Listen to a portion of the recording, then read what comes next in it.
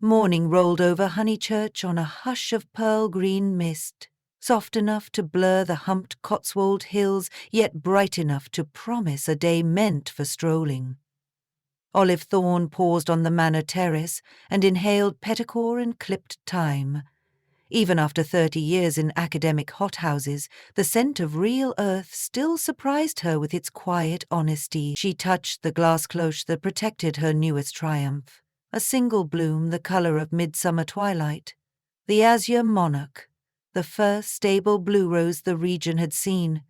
By noon it would sit on a pedestal for the annual Honeychurch garden tour, proceeds to renovate the church roof. But first, Olive intended to coax its petals fully open with a whisper of warmth and a kettle of steam. Perfection. Lady Daphne Willoughby, chatelaine of Honeychurch Manor, glided across the lawn in a silvery shawl.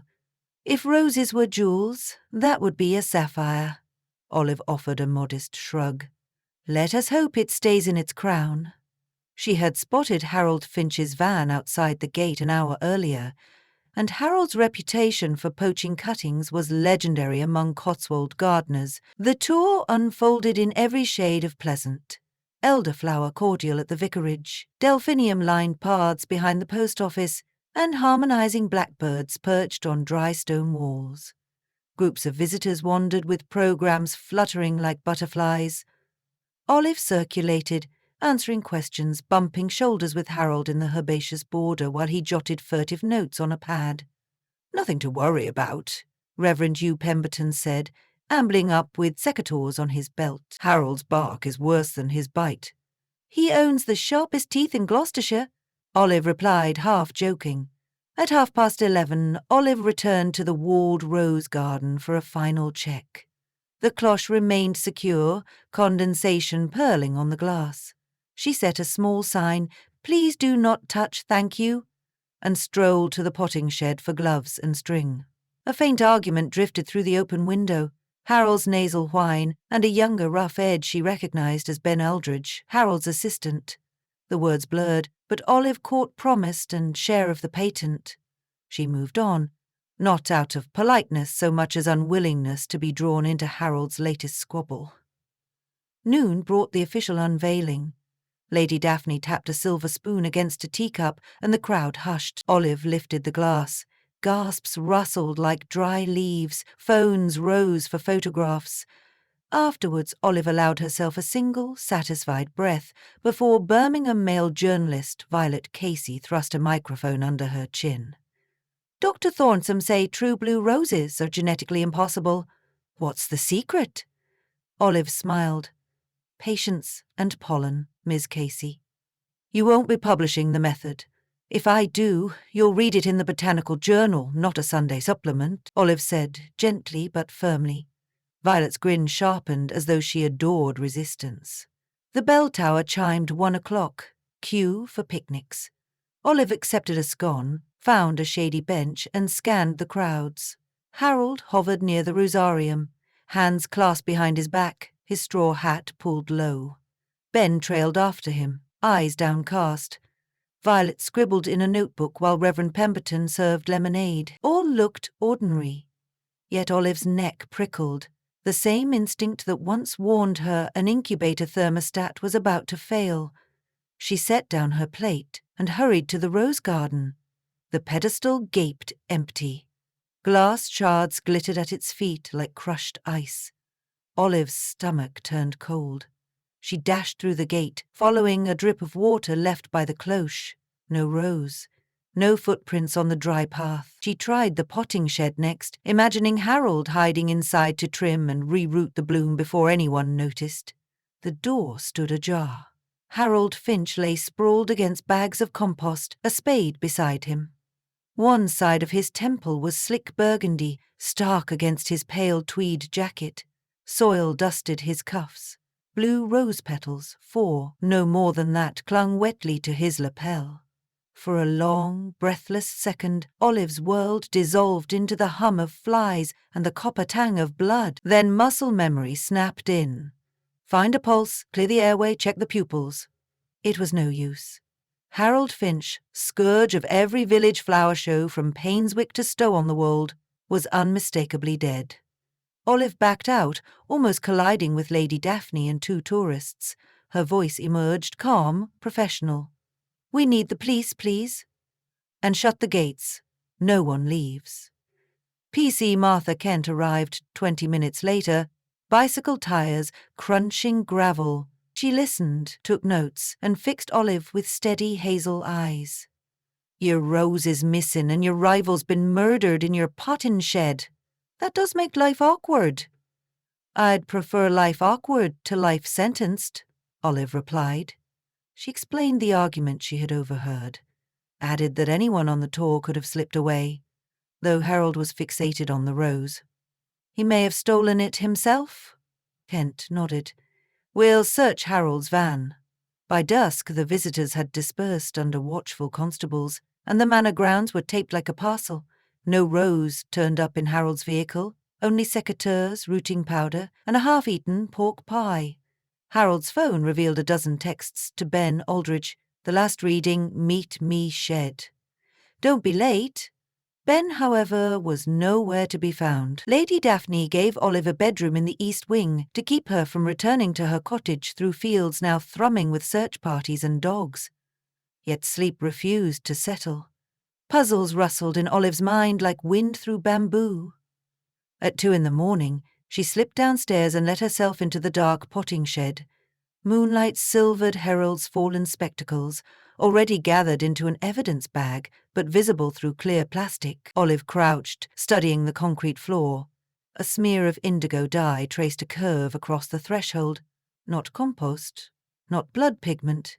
She remembered Violet Casey's fingers earlier, stained blue as she capped her fountain pen. But it wasn't pen ink. That smear shimmered almost metallic. Olive reached, dabbed a flake onto a stack of seed trays and sniffed. Sweet, high, almost fruity gentian violet. No, something rarer. She pocketed the tray fragment.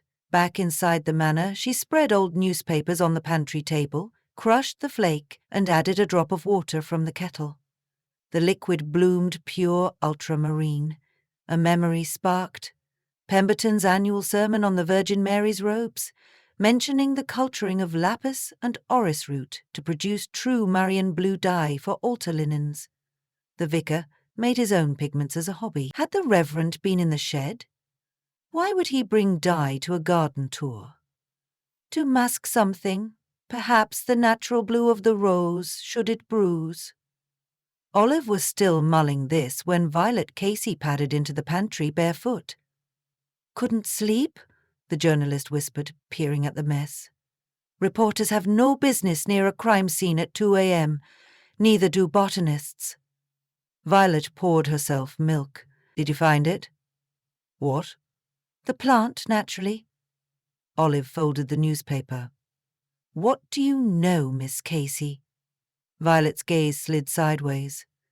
"Only what Harold bragged about yesterday afternoon. Said he'd negotiated rights to a blue rose that would bury that Thorne woman. He wanted me to splash the story nationwide and was hammering out a price. I refused, no proof."